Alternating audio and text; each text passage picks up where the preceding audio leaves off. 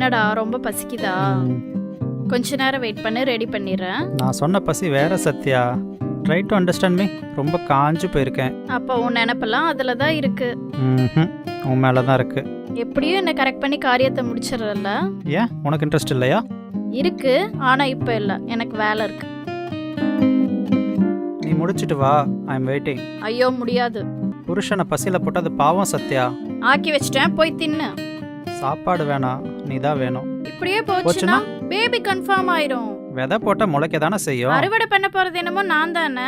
So date தள்ளி போய் வாமிட்டா வந்து டாக்டரை பார்த்து கன்ஃபார்ம் பண்ணி 10 மாசமா பார்த்து பத்திரமா இருக்கணும். படி ஏறக்கூடாது, பத்திய சாப்பாடு தான் சாப்பிடணும். அப்புறம் வளகாப்பு, அதுக்கும் எங்க அப்பா சீர்வரிசை செய்யணும். அதுக்குள்ள டெலிவரி டேட் வந்துடும்.